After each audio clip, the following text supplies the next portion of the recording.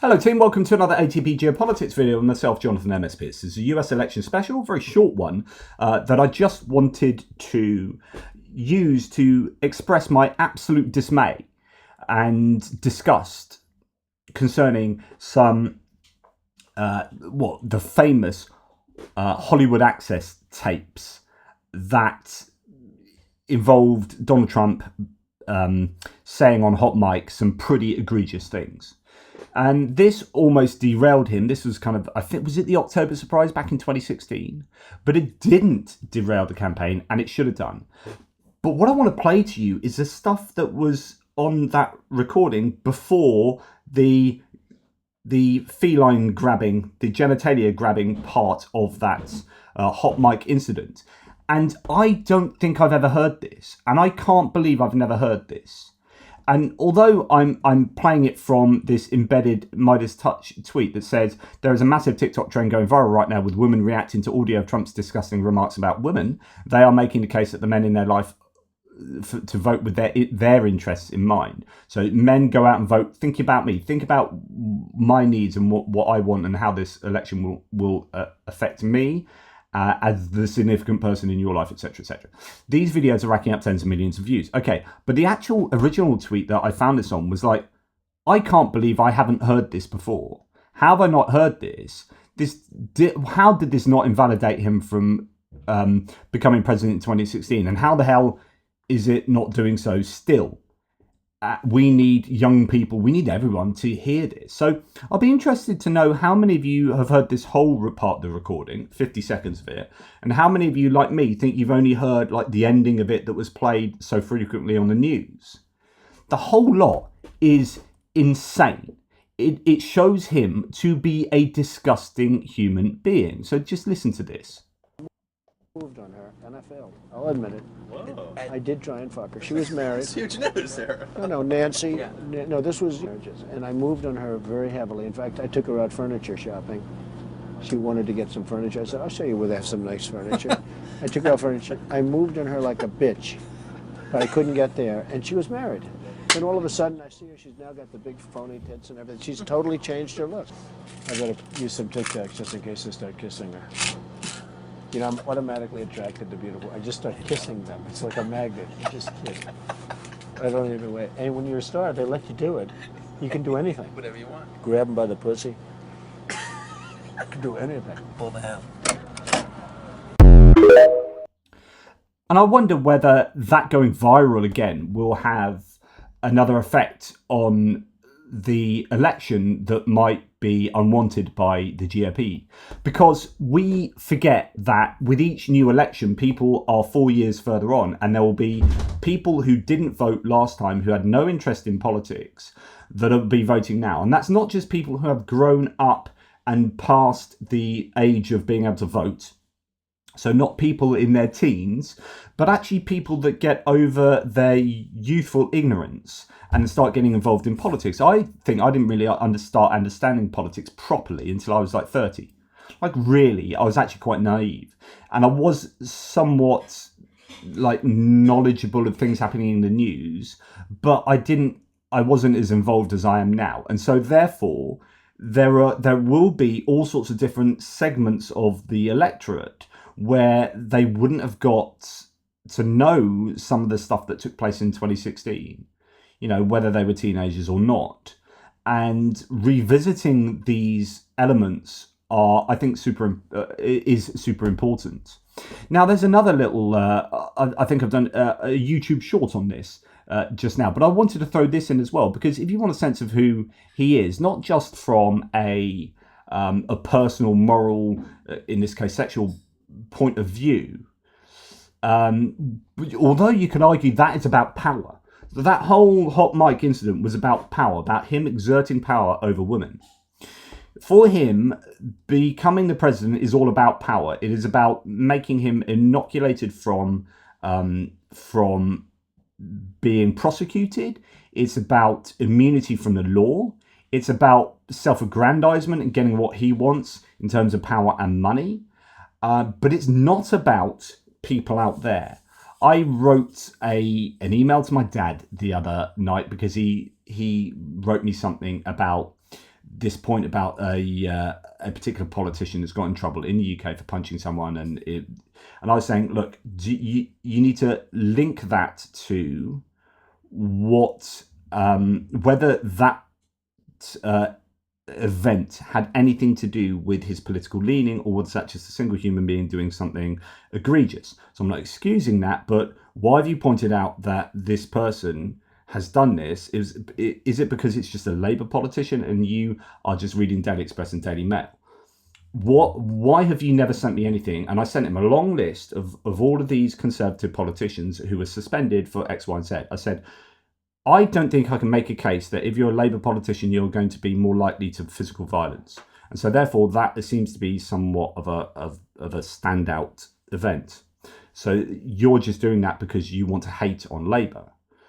But Dad, I really shouldn't do this because he's going through the early dementia phase. But, you know, you presented an argument to me, I will present it to you back. Now let's look at this long list of Conservative MPs just under Rishi Sunak. I think there were 14 MPs that were suspended. Can we see a pattern here where we can connect the sort of people who run as politicians for the Conservatives? So like 7 of them were sexual allegations, 3 of them were racial allegations, a load of them were financial allegations, and you put Lady Moan on there with a 69 million pound PPE contract she put into an offshore account, etc., etc. Can you connect the sort of people that run for this party with this kind of behaviour? Then that led me on to this argument that I made the other day, which is narcissism versus servant leader. And that's exactly what is going on here. So sorry, there's a circuitous route back to my main point. So the sorts of people who run on the left, I think, because of this is literally individualism versus collectivism. So I'm going into like political science here, political kind of psychology and political thought, ideology, which is that often the right is identified by individualism. So this is the idea. I want small government. It's about me. I don't want. It's not me as part of a collective. This is about me. I want low taxes and blah blah blah. And that's individualism. That's kind of where libertarianism hangs out. But often that's associated with the political right. But if you are an individualist, then everything is about you, and it's about. So if you're a politician that is an individualist, then when you get into power, you're taking that kind of characteristic with you into your position of power and leadership, and it's likely that position of power and leadership is going to be all about you and not about the greater good for the collective. So if you're on the left and you're talking about socialism and collectivism, then actually I understand my social contract with the rest of society, and I'm in this on behalf of other people. I am campaigning for the betterment of that's trade unions. I am paying my dues to the trade union. You might hate trade unions or whatever, but the point here is salient that actually, yeah, you could argue that at the end it's about me. I flourish as part of a collective. So if we all do well, I do well as a result of us all doing well. But individualism is I do well if I do well. And if we are all just lots of individuals, then, you know, it's still just about me doing well. And this then leads to the kind of servant leader versus narcissist. So when you look at someone like Tim Walz, who ran for 24 years as in the National Guard, became a teacher and then became a coach, right? All of those things are serving other people. So his whole remit, his whole raison d'etre in his kind of life as a worker was as a kind of servant worker, as a leader who was serving other people. I'm a leader in a school. I'm a leader in a sports club. I'm a leader within a military establishment, but my leading is serving you to serve the country. Like in the military, it's serving the country. As a teacher, it's serving children and the country educationally. And as a coach, it's serving, you know, the kids and the parents and the community. All of those are forms of servant leader. For Kamala Harris, it's a prosecutor. I'm prosecuting people for the betterment of society. So her position as a public servant is literally called a public servant. Like, this isn't just me, you know, this is me spitballing, but it's not just me being ideologically leftist and blah, blah, blah, and trying to have a go at Trump. It is like, look at the data and look at the sorts of people these are and look at how their ideology appears to fit into how they lead. So these are public servants who are servant leaders, empirically so, in their previous existence to now. What are they taking into their role in leadership?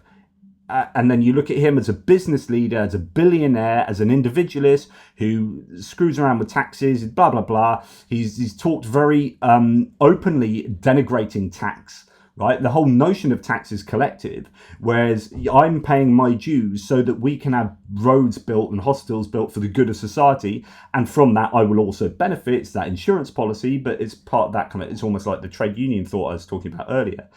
But he's not about that. He is this individualist, this narcissist that's all about him. So then when he says something like this and you think, oh, he's just joking. No, this literally sums him up to a T. Because I don't want anybody going on me. We need every voter. I don't care about you. I just want your vote. He doesn't care about serving. He literally doesn't care about you, serving you. Like, he won't sit down and have a conversation with you about, oh, what your trials and tribulations in life.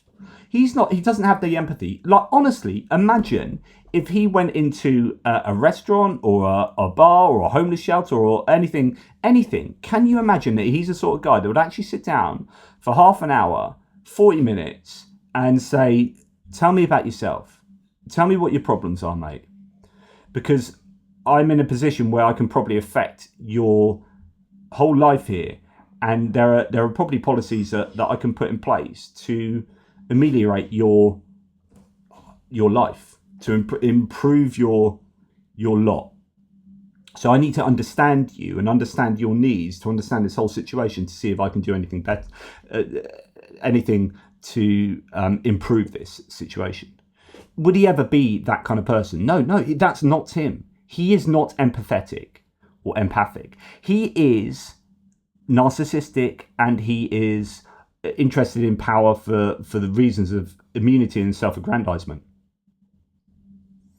It's all about him. He is your narcissist, and he's telling you that there. He's literally saying, I don't care about you. I care about your vote.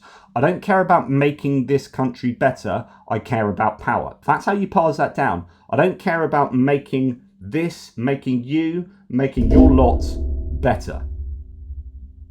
My interests are in your vote, because your vote delivers power to me. And the ways that we can see my power manifesting might be in many different domains: the sexual domain, the financial domain, etc., etc. In terms of maybe ethnicity, that actually power, I want power to be distilled in the communities of like-minded people, white, heterosexual, privileged people, tax cuts, etc., etc. That's how